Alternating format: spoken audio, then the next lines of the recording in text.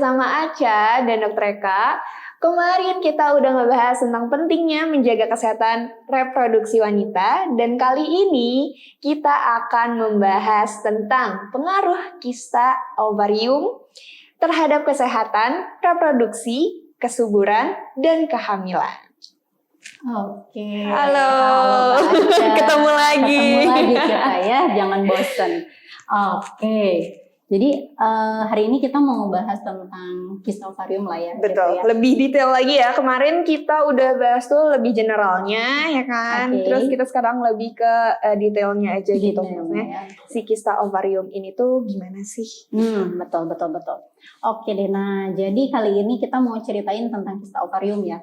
Nah sebetulnya dari kistanya itu sendiri, kista ini merupakan suatu kantung berisi cairan biasanya, gitu. Jadi kalau yang namanya kista biasanya dia berisi cairan, jadi berbentuk kantung. Nah, dan karena ini kista ovarium berarti letaknya adalah di ovarium. Ya. Nah, jadi letaknya di ovarium atau sel telur gitu ya. Nah, mungkin kalau waktu pas kita zaman belajar biologi tuh Kak Aca. Iya. Kan ada klewer-kleweran, nah terus ada bulat tuh dia di situ. Itu, gitu. Jadi itulah ovarium. Nah, sebetulnya kista ovarium ini tuh nggak selalu semuanya bahaya Kak, gitu. Jadi ada kista ovarium yang dia itu namanya kista fungsional. Nah, kista fungsional ini biasanya disebabkan karena siklus menstruasi dan dia akan menghilang di 2-3 siklus menstruasi. Ini kista ovarium yang memang tidak berbahaya dan akan hilang dengan sendirinya. Jinak sebetulnya. gitu ya? Iya.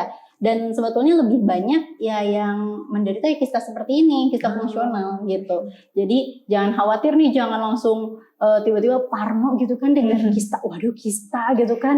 Kadang suka kayak gitu ya, panik. Panik gitu kan ya. Padahal penting juga nih kita harus tahu jenis-jenis dari kista ovarium itu sendiri. Nah, lalu ada kista-kista yang dia itu sifatnya kayak di dalamnya, tadi kan kalau kita bilang ini dalamnya cairan ya. Tapi ada beberapa kista yang dia itu dalamnya jaringan. Jadi padat. Oh, padat. Jaringan kulit, jaringan rambut, jaringan gigi bahkan. Iya, nah ini biasanya karena sebelumnya ada proses menuju kehamilan lah gitu ya. Tapi ujung-ujungnya jadi kista gitu. I see. Dan kistanya itu berisi ya tadi jaringan-jaringan padat ini. Padat. Emang agak aneh juga ya. Gigi sih mulai. Iya, makanya kayak tadi gigi gitu. Jadi itu namanya kista dermoid.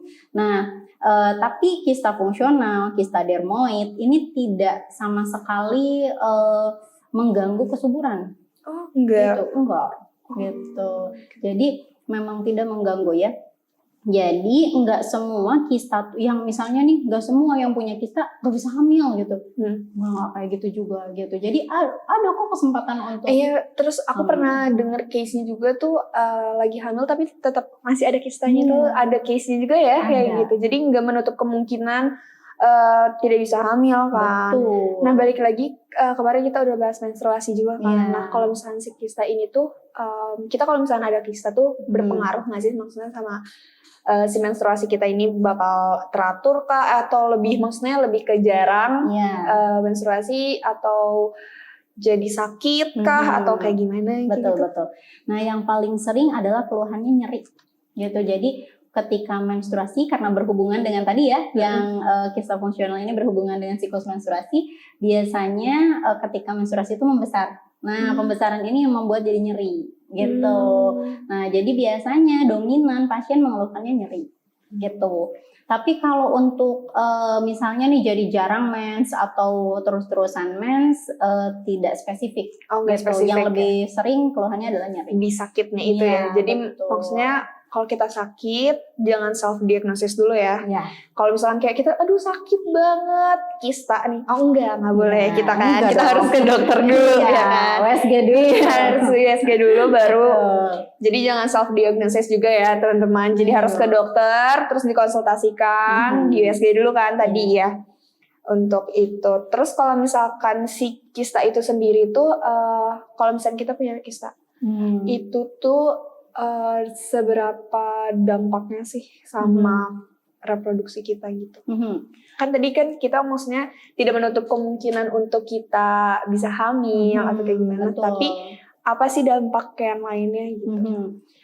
Sebetulnya selain tadi saat nyeri saat mens ya yang mengganggu gitu kan, mungkin sampai mengganggu aktivitas. Terus selain itu kesuburan juga tidak semua kista, tapi memang ada Kak yang mengganggu kesuburan. Jadi kista-kista yang dia itu berasal dari endometriosis gitu. Nah itu biasanya kistanya mengganggu kesuburan gitu, sehingga yang memang harus diperiksakan adalah ini jenisnya kistanya apa gitu. Tadi ya antara yang cairan sama yang padat. Iya, jenisnya kista yang mengganggu kesuburan atau tidak mengganggu kesuburan. Dan itu baru bisa didiagnosis ya ketika diperiksakan ke dokter obgyn atau ya dokter kandungan gitu ya. Sehingga tadi kembali lagi betul, jangan self diagnosis, jangan panik dulu gitu, karena ternyata macam-macam nih kista tuh gitu. Dan kista sendiri sebetulnya tidak selalu misalnya nih kalau misalnya yang punya kista bakal membesar signifikan gitu ya, atau misalnya jadi cancer gitu kan ya. Nah nggak semua juga. Gitu. Tapi dari kista itu bisa jadi ke cancer. Ada beberapa, tapi jarang sebetulnya. Jarang gitu. Jadi jadi lebih ke sebetulnya tadi nyeri itu ya, dan mengganggu, beberapa memang mengganggu siklus menstruasi gitu. Nah, dan satu lagi yang mengganggu kesuburan ya, tadi selain yang dari endometriosis itu sendiri, kista PCOS. Dan ini banyak banget case-nya. PCOS, aku sering dengar itu. Polycystic ovarian syndrome. Itu tuh kalau misalnya kita kena kista tuh memang jadinya nge-float gitu ya? Perut kita tuh jadi kayak yang hamil gitu nggak sih? Enggak. Karena biasanya ukuran kista tuh kecil dibanding miom gitu. Nah kalau miom karena dia adanya di otot rahim gitu ya, jadi dominan yang sampai besar kayak hamil gitu. Kalau kista tuh enggak ya tapinya. Tapi kalau kista enggak, karena semakin besar kista akan lebih beresiko untuk menjadi torsio. Jadi torsio tuh melintir. Nah, kistanya melintir. Jadi kan kalau kista tuh dia cairan ya. Terus berarti kan ada kayak semacam tangkainya lah kalau cairan gitu ya. Nah ketika semakin membesar dia tuh bakal kepelintir gitu. Nah kalau kepelintir, nyerinya hebat luar biasa. Dan itu harus segera dilakukan operasi gitu. Jadi kita ada tindakan operasi.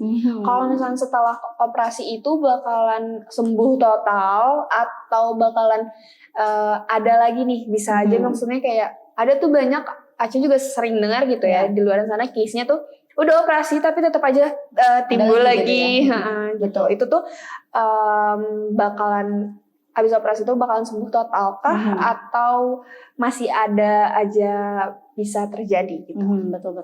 Nah jadi memang bisa terjadi, kembali lagi tergantung tadi satu misalnya apakah kita punya penyakit sebelumnya gitu ya, endometriosis misalnya kita punya penyakit atau enggak infeksi di area panggul, atau misalnya memang ada genetik nih. Nah, jadi ketika ada kista lagi, kemungkinan ada kista lagi memungkinkan gitu. Atau satu lagi lifestyle, kembali lagi. Emang si lifestyle ini ya memang kita harus rubah ya. Karena memang harus sering kita berolahraga, pokoknya hindari yang bednya ya, yang buruk-buruknya gitu. Kalau misalkan setelah operasi tadi bakal masih ada lagi ya. Nah, cara ini sebelum kita mengetahui si kistanya itu, gimana sih cara kita mengatasi gitu? Kalau maksudnya mencegah mungkin gitu ya? Iya ya, mencegah ya. Mencegah mungkin ya. Nah, mencegah kista itu sendiri satu sebetulnya, apalagi kalau kita ada genetik nih. Misalnya ada genetik nih ya, misalnya ibunya punya kista. Nah, berarti kita harus memang menjaga betul nih pola makan, terus pola istirahat, olahraga dan sebagainya, lifestyle kita lah harus dijaga betul gitu. Nah, yang kedua sebetulnya biasanya ini berpengaruh sama hormonal gitu kan. Hormonal lagi tuh. Lifestyle hormonal. Iya, nah berpengaruh juga. Nah, maka dari itu dua ini harus tetap dijaga kayak gitu agar bisa mencegah terjadinya kista itu dia ya gitu. Dan beberapa kayak misalnya penyakit yang tadi saya sebutkan gitu ya. Nah, ini juga harus kita cegah juga penyakit ini agar tidak terjadinya tambahan penyakit, yaitu kista ini juga. Jadi banyak penyakit ternyata gitu ya. Nah, itu harus dicegah juga kayak gitu. Mungkin kalau misalkan di kistanya itu sendiri kan kalau misalkan kayak di cancer kan ada pantangan-pantangan nggak boleh makan makanan daging merah, segala macam kayak gitu kan. Nah, kalau misalkan di kista itu sendiri ada pantangan makan nggak sih? Betul. Kalau sebetulnya kalau secara langsung tidak begitu berpengaruh di cancer ya, gitu. Karena tadi kembali lagi karena hormonal ini. Nah, sehingga yang harus kita regulasi adalah pola makanan yang sehat tetap supaya hormon kita baik. Kalau hormon kita baik, ya otomatis alat reproduksi kita juga sehat gitu kan ya. Betul. Nah, jadi memang kalau secara spesifik nggak sespesifik itu gitu. Tapi tetap kembali harus memakan makanan yang sehat, makan makanan sayuran, buah gitu ya, karena mereka tinggi serat, tinggi air gitu kan. Jadi bisa meregulasi racun-racun yang ada di dalam tubuh gitu. Lebih mudah tuh meregulasinya dan mengekspresikannya gitu. Gitu ya. Aca udah banyak nanya nih. Sekarang sesi pertanyaan buat yang di sini. Kalau misalnya lagi hamil nih, anak kista itu ada kemungkinan buat keguguran gitu. Katanya tadi nanyanya kalau misalnya lagi hamil, terus ada kista, terus ada kemungkinan buat keguguran nggak sih katanya gitu. Nah, tergantung kista apa sebetulnya gitu. Jadi kembali lagi tergantungnya ke kista apa nih jenisnya gitu. Cuman kalau tadi kista-kista yang tidak mengganggu kesuburan wanita biasanya sih aman karena beberapa case gitu ya kita temukan memang ada yang berdampingan dengan kistanya, jadi dari bayinya tetap berkembang, kistanya tetap ada gitu. Tapi dia nggak berpengaruh sama si janinnya itu? Enggak sama jadi sekali. Maksudnya anti janinnya jadi punya genetik kah? Tidak berpengaruh ya. Tidak sama sekali berpengaruh. Tidak sama sekali berpengaruh dan malah ada beberapa yang punya kista setelah hamil dicek ulang kembali nggak ada kistanya. Kebawa mungkin ya. Ketekan. Kebawa lahir dia. Bisa jadi. Jadi ketekan sebetulnya karena tertekan oleh kehamilan. Tadi kan isinya kalau cairan nih dia kan semakin ketekan berarti ya bisa jadi mungkin pecah terus diserap sama tubuh. Kalau misalkan pecah itu sendiri itu berbahaya nggak sih? Maksudnya kayak sebetulnya, pecah berbahaya untuk ke tubuh kita, ke organ yang lainnya, atau cuman ya udah nggak apa-apa gitu? Nah, tetap tadi tergantung jenis kista apa gitu. Tapi biasanya kalau misalnya pecah secara tiba-tiba ya pasti menimbulkan nyeri ya gitu. Tapi kalau di kehamilan kan dia ketekan sedikit demi sedikit ya karena betul. Kan pertumbuhan janin nggak tiba-tiba besar gitu gede gitu ya. Jadi tubuh pun bisa mengadaptasi itu gitu. Jadi biasanya sih nggak ada keluhan sama sekali. Gitu. Soalnya kita nemuin beberapa case lah gitu dengan kista plus ada kehamilan juga. Jadi nggak yang berpengaruh ke yang lainnya. Kalau misalkan in case pecah juga. Iya, sebetulnya gitu. Nah, cuman ya kembali lagi tetap harus selalu dikontrol. Ketika misalnya memang kita punya kista, ya kontrol terus gitu. Jangan sampai diabaikan gitu. Dan tetap kalaupun misalnya dokter kandungan sudah menyarankan untuk di operasi ada tindakan gitu ya nurut aja lah ya gitu. Ikuti aja saran dokternya aja saran dokternya. Terus aku mau tanya lagi tuh jadi kan si kista itu tuh tadi tuh kan ada yang cairan sama yang padat. Kalau misalkan yang padat itu bisa pecah juga? Sebetulnya sih kemungkinannya ada-ada aja ya gitu. Cuman case-nya belum ada. Maksudnya tapi ya jarang lah gitu. Jarang. Jadi biasanya sih keburu keambil karena kan jaringan ya. Maksudnya kan kalau jaringan itu harus diambil ya gitu ya. Jadi harus diambil, diperiksakan ke patologi anatomi gitu ya untuk dicek nih apa nih si jaringannya gitu supaya ketahuan. Nah, jadi ketahuannya sebetulnya setelah dicek lab. Gitu biasanya. Jadi setiap apapun tindakan operasi dan dimanapun gitu ya, operasi yang merupakan operasi benjolan itu pasti selalu dicekkan ke patologi anatomi atau di lab gitu. Jadi selnya dilihat ini sel apa gitu. Oke. Lagi-lagi semuanya tentang lifestyle sama hormonal ya. Jadi teman-teman di rumah harus jaga lifestyle-nya kalian, terus sama hormon juga ya, makanan-makanannya juga ya. Karena hormon itu juga dari makanan kan. Berpengaruh. Jadi benar-benar hormonal sama lifestyle ini selalu berkesinambungan ya. Betul. Jadi harus dijaga lah untuk bisa menghindari, mencegah penyakit-penyakit yang seperti ini ya, seperti kista dan organ reproduksi kita itu. Betul. Terima kasih Dokter Eka. Nanti kita ketemu lagi untuk membahas hal-hal yang lainnya lagi. Siap. Oke, terima kasih semuanya. Bye bye.